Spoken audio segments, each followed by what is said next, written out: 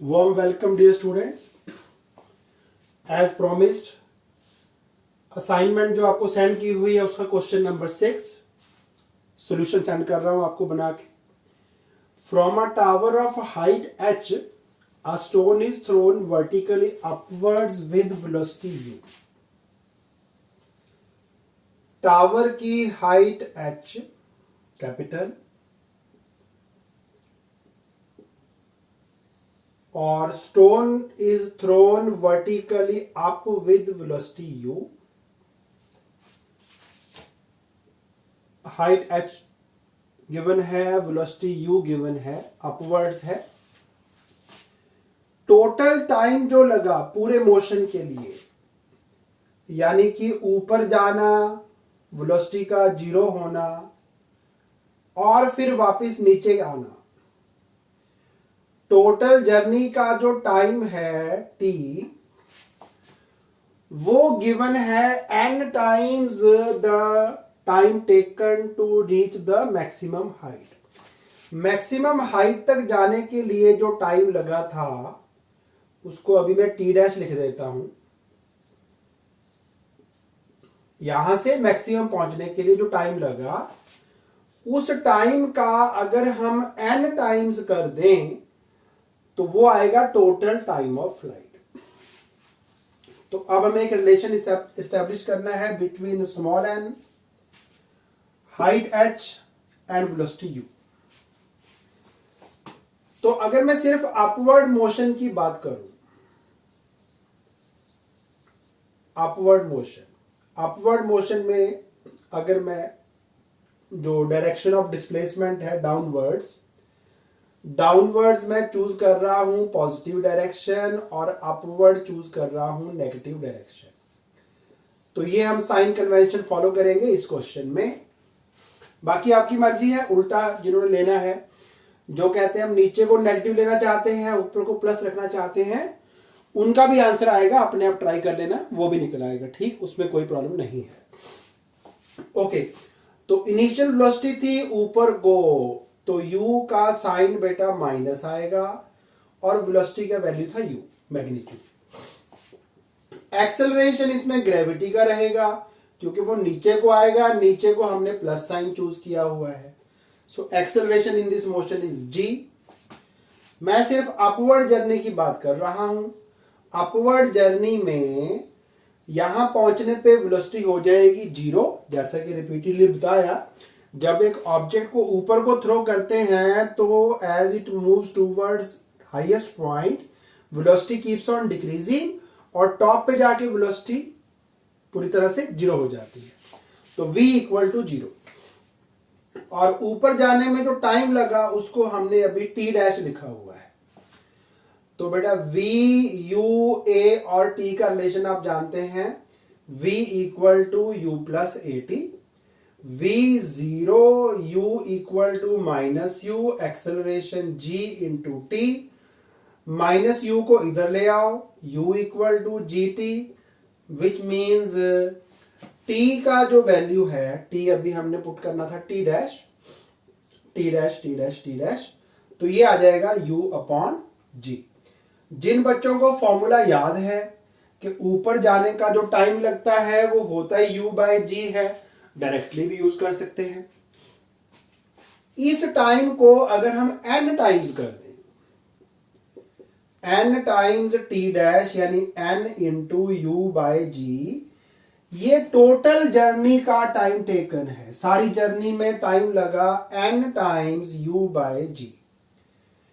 और सारी जर्नी में अब मैं लिख रहा हूं फॉर कंप्लीट जर्नी और फॉर कंप्लीट मोशन, ऊपर जाना नीचे आना सारा कुछ मिला के उसमें टाइम लग रहा है n इंटू यू बाय जी.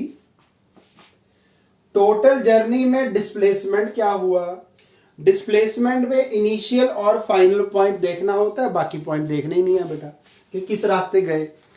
तो यहां से चले और यहां पहुंच गए, तो ओवरऑल जो डिस्प्लेसमेंट है वो कवर हुआ h. Initial point final point के बीच में डिस्टेंस h है और ये डाउनवर्ड डायरेक्शन में कवर हुआ और डाउनवर्ड डायरेक्शन हमने चूज की है पॉजिटिव. दैट मीन्स एस का साइन पॉजिटिव आएगा और उसका जो मैग्नीट्यूड है, साइज है, वो एच होगा। बेटा अपने पास एस भी आ गया, टी भी आ गया। इनिशियल वेलोसिटी हम पहले लिख चुके थे, initial velocity equal to minus u लिख देंगे, और एक्सेलरेशन भी पहले लिख चुके हैं, acceleration equal to plus g. तो एस यू ए और टी का रिलेशन क्या लिखना चाहिए बेटा? S equal to u t plus half a t square. बेटा ये रिलेशन यूज करना है, बस इसे वैल्यू पुट करो, आंसर आ जाएगा। एस की जगह लिखेंगे एच,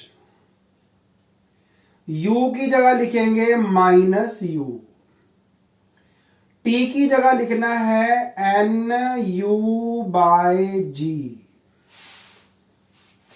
चलिए अब हाफ एक्सेलरेशन यानी जी इंटू टी स्क्वायर, स्क्वायर करेंगे तो N square you square by ji square आएगा। एक जी से एक जी कैंसल,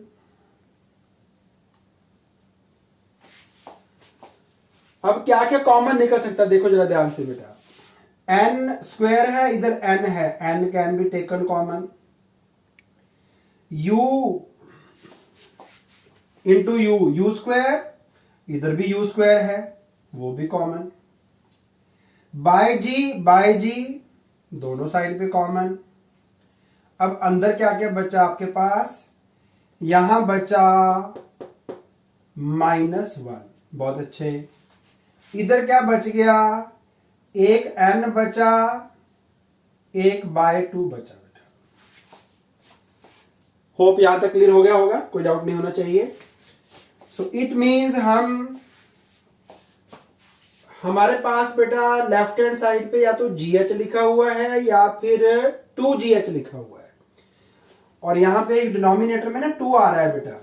इधर नीचे कहीं भी बाय टू नहीं है, तो वो बाय 2 तो इधर लाना ही पड़ेगा। तो ऐसा करते हैं हम, यहां पे 2 तो पक्का आएगा, हम इस सारी इक्वेशन को 2 से मल्टीप्लाई कर देते हैं।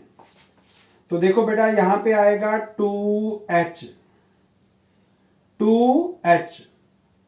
उधर आएगा n स्क्वायर बाय जी को मैं ऊपर लिख रहा हूं इधर बेटा, ध्यान से देखो, जो यहां बाय जी था उसको हटा के मैंने ऊपर लिख दिया। बस अब क्या बचा, हमने इस पार्ट को 2 से मल्टीप्लाई करना है।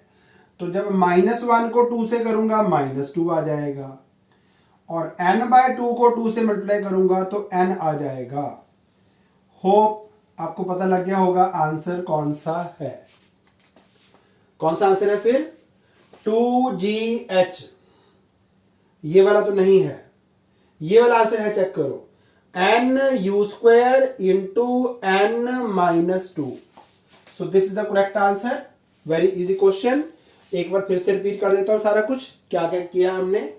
क्वेश्चन था, एक टावर है हाइट h का, उसके टॉप से एक ऑब्जेक्ट को हमने वेलोसिटी u से ऊपर फेंका, तो पहले वो स्लो डाउन होता चला गया, टॉप मोस्ट पॉइंट पे जाके वेलोसिटी 0 हो जाती है, फिर दोबारा स्पीड अप होना शुरू हो जाएगा, और ग्राउंड पे पहुंचने तक उसने जो डिस्प्लेसमेंट कवर किया टोटल, यहां से चले यहां पहुंच गए, तो डिस्प्लेसमेंट कवर्ड इज डाउनवर्ड्स हमने पॉजिटिव चूज किया, तो s का वैल्यू +h। इनिशियल वेलोसिटी ऊपर को थी इसलिए -u, एक्सेलरेशन ग्रेविटी की तो हमेशा नीचे ही रहती है, तो नीचे को हमने प्लस चूज किया हुआ है तो +g। अब क्वेश्चन में कंडीशन ये दिया हुआ था कि जितना टाइम मैक्सिमम हाइट अचीव करने में लगा, उस टाइम का n टाइम्स लगा टोटल जर्नी टाइम, यानी यहां से ग्राउंड तक पहुंचने में जो टाइम लगा t, वो इस वाले टाइम का स्मॉल n टाइम्स है। तो हमने पहले अपवर्ड जर्नी डिस्कस कर ली, उसमें u था -u, एक्सेलरेशन थी +g, फाइनल वेलोसिटी यहां पे जाके 0 होने वाली थी। सॉरी, टाइम टेकन को हमने अभी t डैश एज्यूम कर लिया, तो v equal to u plus at लगाया।